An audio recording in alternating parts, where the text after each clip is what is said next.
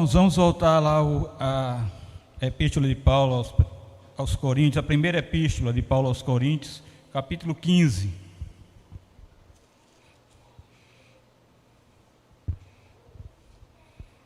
E agora vamos ler somente o último versículo desse capítulo 15, que é o 58.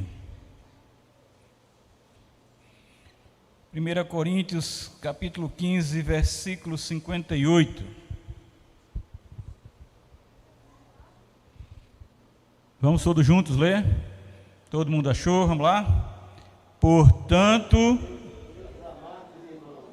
sede firmes, inabaláveis e sempre abundantes na obra do Senhor, sabendo que no Senhor o vosso trabalho não é vão.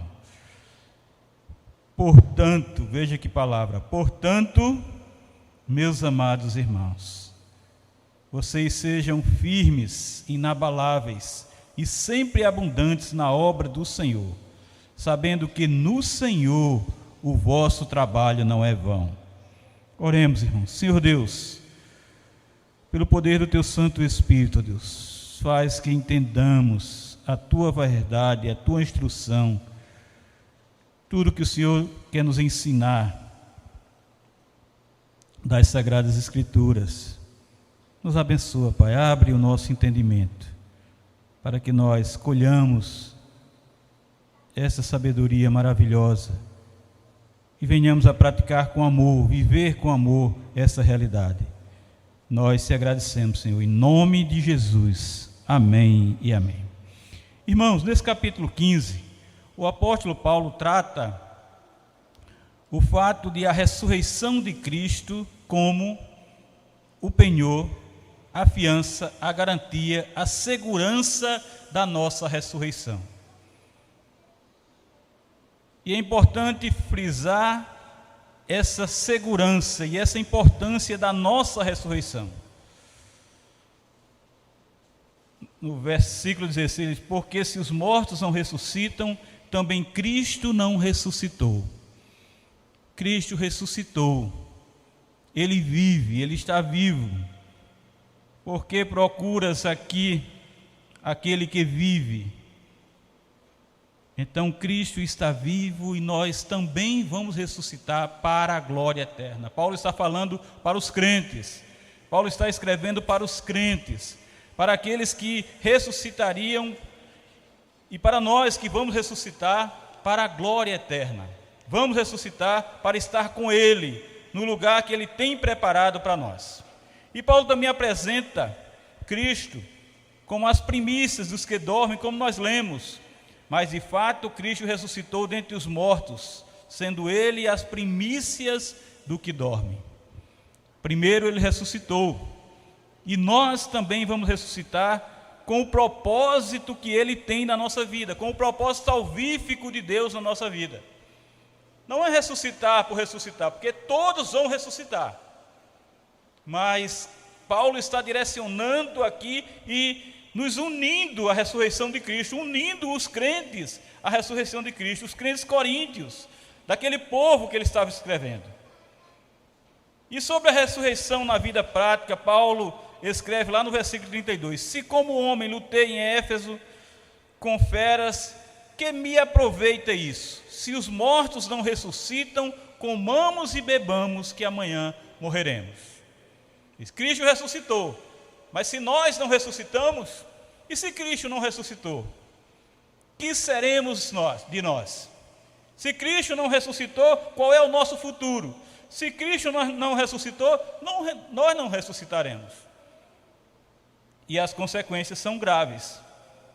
Mas, na frente, ele escrevendo sobre os corpos dos ressuscitados, Paulo esclarece que no versículo 42, pois assim também é a ressurreição dos mortos. Semeia-se o corpo de corrupção, ressuscita-se na incorrupção. Semeia-se em desonra, ressuscita-se em glória. É o nosso corpo humano, nossa carne, que se torna pó, mas um dia, em Cristo Jesus, ressuscita em glória. em Cristo Jesus, ressuscita sem a corrupção, sem os resquícios de pecado que nós ainda temos. Aí, Paulo vai chegar, resumindo tudo desse capítulo, afirmando que os vivos serão transformados. Os mortos ressuscitarão transformados e os vivos serão transformados também, como os mortos vão surgir transformados. Ele afirma que carne e sangue não herdam o reino de Deus, assim como a corrupção não herda a incorrupção. Ele também confirma que é um mistério o fato de que nem todos morrerão, mas vivos e mortos serão transformados. Seremos transformados para estar com Ele na glória. E ele diz que no único instante, a última trombeta ressoará, e os mortos ressuscitarão sem corrupção, os crentes, claro, e os que não passaram pela morte serão realmente transformados. Sim, é necessário que o corpo corruptível seja revestido de incorruptibilidade, e esse corpo mortal seja revestido de imortalidade. Quando assim acontecer, então se cumprirá o que está escrito lá em Isaías 25:8. O que é que está escrito? Tragada foi a morte pela vitória. Tragada foi a morte pela vitória. Aquilo que era derrota para nós, iríamos morrer completamente, morrer fisicamente e morrer espiritualmente. Mas em Cristo Jesus nós temos essa vitória. Lá em Oséias 13:14, onde está a morte, a tua vitória? Onde está a morte, o teu aguilhão? Paulo explica que o aguilhão, o dardo, o ferrão da morte é o pecado, e a força do pecado é a lei. A força do pecado é a lei, porque o pecado é a causa da morte, e o conhecimento do pecado vem pela lei. Não conheceríamos o pecado se não houvesse a lei. Se a lei não dissesse, não matarás, não roubarás, não adulterarás. A lei tem uma função causativa, ela revela o pecado cometido contra Deus. Ela dá poder ao pecado, porque sem lei o pecado está morto. Sem lei não há pecado. Mas agora que existe a lei, agora nós sabemos o que não podemos, não devemos e o que é pecado. Então Paulo vai e rende graças a Deus, porque é tão somente Ele, é a ação dEle, por meio de nosso Senhor Jesus Cristo, que nos dá a vitória sobre o pecado, a vitória sobre a condenação, a vitória sobre a nossa derrota eterna. A exultação de Paulo é um clímax apropriado ao seu longo discurso sobre a ressurreição, como nós vemos nesse grande capítulo 15. Nesse clímax, ele expressa sua gratidão a Deus pela vitória obtida não por meio de nós, mas por meio de Cristo Jesus. E a palavra-chave é o termo vitória. E qual é essa vitória? Jesus morreu por causa do nosso pecado. E foi Jesus quem venceu a morte por nós, levantando-se da sepultura. Ele morreu, mas Ele ressuscitou. Por meio da sua morte, Ele libertou-nos da servidão do pecado e declarou-nos justos diante de Deus. Aí, Paulo, de maneira espetacular, apresenta a realidade dos escolhidos aos irmãos amados. E eu acho interessante como Paulo vai dizer: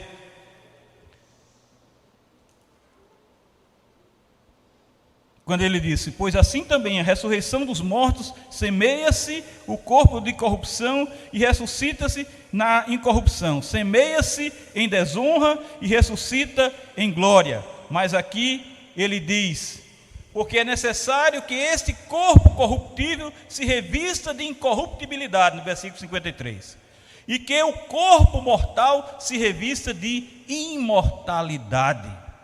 E quando esse corpo corruptível se revestir de incorruptibilidade, e o que é mortal se revestir de imortalidade, então se cumprirá a palavra que está escrita, como nós lemos, tragada foi a morte pela vitória. Onde está, ó morte, a tua vitória? Onde está, ó morte, o teu aguilhão? Como nós lemos. Então, irmãos, a carne, o corpo corrupto, volta ao pó para ressuscitar sem mais a corrupção. A carne é enterrada em desonra para ressuscitar em glória. Irmãos, diante de tudo isso, diante dessa explicação que Deus dá, que Paulo dá, e que, se fôssemos explicar detalhe por detalhe, seria muito, porque seriam 57 versículos. Mas Paulo chega ao final desse capítulo e diz: portanto, Paulo aqui expressa, diante de tudo isso, sabendo agora disso, meus irmãos amados, sabendo que Cristo morreu, mas ressuscitou por nós, sabendo que Ele morreu para destruir todo o nosso pecado, sabendo que Ele ressuscitou para que nós agora sejamos vistos diante do Senhor como justos, sabendo que todos os santos, todos os escolhidos, todos os eleitos, todos os predestinados vão ressuscitar como Cristo ressuscitou para a glória eterna. Aí ele diz, aí ele passa a demonstrar aos crentes a agirem com firmeza e exorta-os a continuar a dedicar-se ao Senhor. Portanto, meus amados irmãos, sede firmes. Portanto, meus amados irmãos, sede firmes, hajam com firmeza, hajam verdadeiramente com firmeza, sabendo que vocês estão fazendo, para Deus, sabendo que vocês estão trabalhando na obra do Senhor. Sejam firmes, não se desviem nem para a direita nem para a esquerda, não tenham dúvida, sigam fielmente o Senhor, trabalhem fielmente para a glória do Senhor, busquem fielmente servir a Deus com toda diligência, com todo amor, busquem trabalhar com alegria, com fidelidade, com sinceridade, com responsabilidade, dedicando-se, consagrando-se totalmente ao Senhor. Por que Paulo estava dizendo aquilo? Porque entre os ataques de ensino divergente numa cultura pagã, ele os exorta a ficarem firmes no Senhor e a não oscilarem, não se desviarem para outra doutrina. Continuar firme na palavra de Deus, continuar firme na verdade, no evangelho que tem sido pregado, na palavra santa, pura e verdadeira que tem sido pregada, não buscando ventos de doutrina que têm aparecido por todo canto nesse mundo. Paulo diz aos coríntios que sejam inabaláveis. E essa palavra inabalável é um composto que significa uma incapacidade de se mover do seu ancoradouro espiritual. Permaneçam ali, continuem ali, não saia desse ancoradouro espiritual, não saia desse porto seguro, continuem firmes, continuem seguindo esse caminho que Jesus tem nos ensinado através dos evangelhos. E ele não está falando em reter o status quo da igreja, não é a questão da sua posição, ele quer que as pessoas cresçam em seu amor para com o Senhor e comuniquem isso mediante as suas ações. Aqui ele vem falar de discipulado, aqui ele vai falar da pregação do evangelho, mas do seu testemunho para com as outras pessoas que precisam de ver e de ouvir a verdade do Senhor. Aí ele vai dizer: sejam sempre abundantes na obra do Senhor. Sempre abundantes na obra do Senhor. Depois de dizer aos seus leitores que não se movam em nenhuma outra direção, Paulo anima-os a destacarem-se no trabalho do Senhor. Sejam sempre abundantes na obra do Senhor. Para comunicar constante a ênfase, ele acrescenta a palavra sempre, sempre abundantes. Não é somente abundantes, não é somente fazer e fazer muito, não somente trabalhar e trabalhar muito, mas estar sempre trabalhando e trabalhando muito. E qual é a obra? Qual é o meu trabalho no Senhor? Qual é o nosso trabalho no Senhor? O trabalho compreende pregar, ensinar e testemunhar o Evangelho de Cristo Jesus. É tudo isso que nós temos aprendido aqui na escola dominical. É tudo isso que nós temos aprendido aqui no culto de doutrina. É proclamar o Evangelho. É pregar a verdade do Senhor. O trabalho compreende pregar, ensinar, testemunhar o Evangelho de Cristo Jesus. É aplicar o conteúdo das Escrituras à própria vida e edificarem-se mutuamente e amar o próximo como a si mesmo. É viver esse Evangelho testemunhando, é aplicar o conteúdo da Escritura à própria vida, edificarem-se mutuamente, crescer mutuamente, atingir a maturidade própria e amar o próximo como a si mesmo. Como é que eu amo? Proclamando o Evangelho. Como é que eu amo? Ensinando essas pessoas a seguirem a Cristo. Como é que eu amo? Levando a verdade para a vida daqueles que estão perdidos, que precisam do amor de Deus, da graça de Deus, da compaixão de Deus. Irmãos, isso consiste num desejo sincero de guardar os mandamentos de Deus e fazer isso em gratidão pela salvação providenciada por meio do seu Filho Jesus. Se nós agradecemos a Deus, se nós somos gratos a Deus, se nós rendemos graças a Deus, tudo que acontece de maravilhoso na nossa vida, tudo que acontece de precioso na nossa vida, tudo que nós pedimos a Deus, o milagre que acontece na nossa vida, nós temos o prazer de render graças a Ele com um culto. E muitas vezes não fazemos porque não podemos comprar bolo, não podemos comprar refrigerante, não podemos fazer tanta coisa, como eu vi muita gente constrangida por conta disso. E eu dou um culto de ações de graça e pronto, e acabou, e morreu. Não! Eu tenho que viver esse sentimento de graça, eu tenho que viver essa vida de render graça. A minha vida tem que ser uma gratidão a Deus por tudo que Ele fez por mim. E isso eu tenho que trabalhar no dia a dia. E isso eu tenho que trabalhar no meu cotidiano. E isso eu tenho que viver, que praticar, que testemunhar aos outros.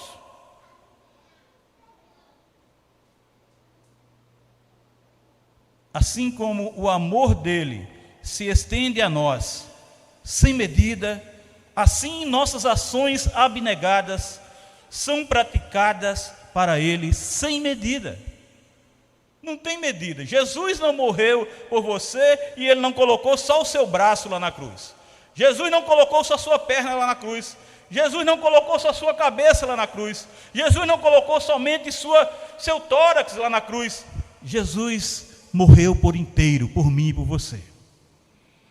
Para que hoje nós sejamos gratos completamente. Para que hoje nós trabalhemos sem medida para Ele. E trabalhemos, sabendo que o nosso trabalho não é vão do Senhor. Sabendo que a obra que nós venhamos a praticar não é vã. No Senhor, ela nunca será vã. Os coríntios, irmãos, tinham essa ideia. Os coríntios fiéis sabiam com certeza absoluta que os atos feitos por amor e gratidão a Deus nunca seriam esquecidos. Nunca seriam esquecidos. Lá em Hebreus 6,10 está escrito: nessa vontade é que temos sido santificados, mediante a oferta do corpo de Jesus Cristo, uma vez por todas. Então, é com toda essa plenitude que nós devemos trabalhar para Cristo Jesus, sem reservas, com todo o nosso ser, com toda a nossa vontade. E a palavra trabalho é usada com frequência por Paulo num contexto missionário, e significa trabalhar com suas próprias mãos, pelo sustento próprio e pela atividade na comunidade cristã como um todo. Trabalhar para suprir a sua necessidade, mas trabalhar para suprir a necessidade dos outros. Trabalhar para suprir a necessidade daqueles que precisam, que carecem do seu trabalho.